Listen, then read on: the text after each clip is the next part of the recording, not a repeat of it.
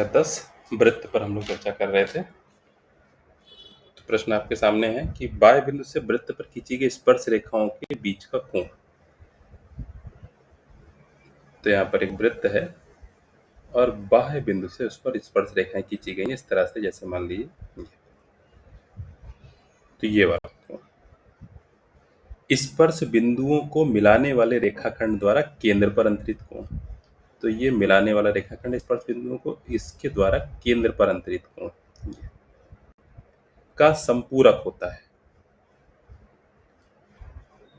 यानी कि ये जो कोण केंद्र पर बना इसका ये संपूरक है। तो कुल मिलाकर के ये जो चतुर्भुज बन रहा है, ये दूसरी भुजा एक त्रिज्या से बनी, तीसरी भुजा एक त्रिज्या से, ये चौथी भुजा।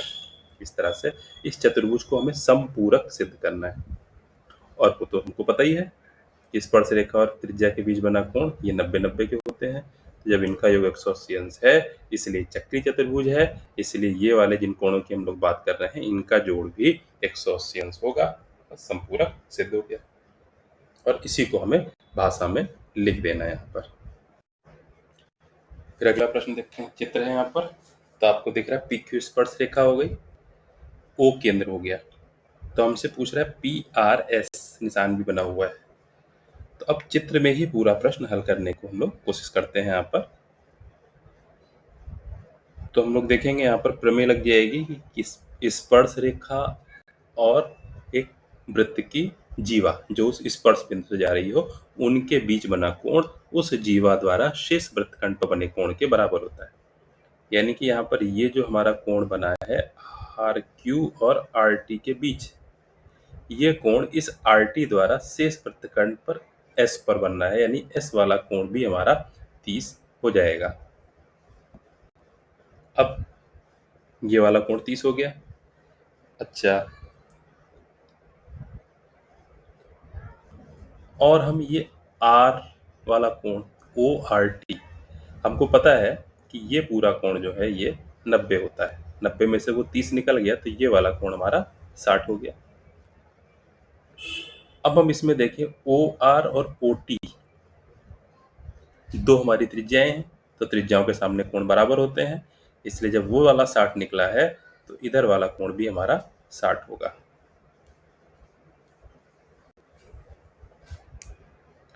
अब हम इस त्रिभुज में देख लें यहाँ पर कि एक कोण ये 60, इधर वाला भी 60, तो ये वाला कोण हमारा हो जाएगा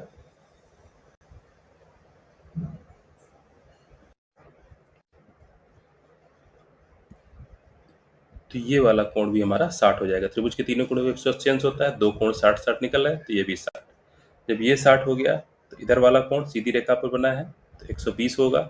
120 और 30 50, तो ये वाला कोण हमारा कितना निकलेगा 30, और ये पूरा 90 था तो ये वाला कोण हमारा कितना निकल आएगा 60 अंश। तो इस तरह से ये हमारा कोणों का हिसाब लग गया। इसी को हम फिर भाषा में लिख सकते हैं। अब ये प्रश्न है यहाँ पर, तो स्पर्श रेखा है PC और हमें दो कोण दे रखे हैं 60 और 45, कोण ABC यानी कि B वाला पूछ रहा है। अब यहाँ पर देखिए हम स्पर्श रेखा PC और जीवा है BC, इनके बीच का 60 कोण बन रहा है, तो यही कोण इस BC के द्वारा शेष वृत्तखंड पर भी बनेगा, यानी कि A वाला कोण भी हमारा 60 हो गया। अब इस त्रिभुज में देखें हम ABC में एक कोण 60, एक 45, तो तीसरा कोण निकालना है, तो 60-45 जोड़ लें और 180 से घटा दे, तो 60 और 45 105, 180 से घटाएंगे तो 75, तो ये वाला B वाला कोण हमारा 75 डिग्री का हो जाएगा। लिख देंगे भाषा में इसको अपना। फिर अगला प्रश्न है, चित्र आपको दिख रहा है P से यहाँ पर दो स्पर्श रेखाएं PAPC खींची गई हैं, P पर कोण बन रहा है 30 अंश। अब एक नई चीज यहाँ पर कर दी कि बिंदु C से स्पर्श रेखा PA इसके समांतर, यानी कि एक रेखा PA है, PA के समांतर एक जीवा CB खींची गई है, समांतर रेखा है। कोण BAC की माप ज्ञात करनी है। अब देखिए समांतर रेखाएं हैं और समांतर रेखाओं को एक तिरछी रेखा ये काट रही है, तो ये कोण 30 बन रहा है, तो ऊपर वाला भी कोण 30 होगा, ये संगत कोण होते हैं। तो यहाँ पर हम लोग चित्र में देखेंगे P पर कोण 30 बन रहा है, तो जो ऊपर वाला कोण हो जाएगा ये भी हमारा 30 अंश हो जाएगा। और फिर वही सी वाली स्पर्श रेखा थी तो DC स्पर्श रेखा है, CB जीवा है, इनके बीच बना कोण इस जीवा CB के द्वारा शेष वृत्तखंड पर बने कोण यानी A के बराबर होगा। तो A वाला भी हमारा 30 अंश का कोण हो जाएगा। तो इस तरह से हो गया। यहाँ पर सीधे सीधे है इस चित्र में कि 70 अंश का कोण है, हमको दिख रहा है ये। तो ये कोण इस जीवा AC के द्वारा शेष वृत्तखंड पर बना कोण, तो ये B पर बन रहा है, तो ये इसके बराबर होगा, तो यानी कि B वाला कोण भी 70 हो जाएगा। तो इसी तरह के प्रश्न हैं। यहाँ पर O केंद्र है, P से स्पर्श रेखा खींची गई है, PA PB LN रेखा वृत्त को बिंदु M पर स्पर्श करती है। तो ये M जो है यहाँ से भी स्पर्श रेखा जा रही है। तो सिद्ध करना है हमको PL प्लस LM।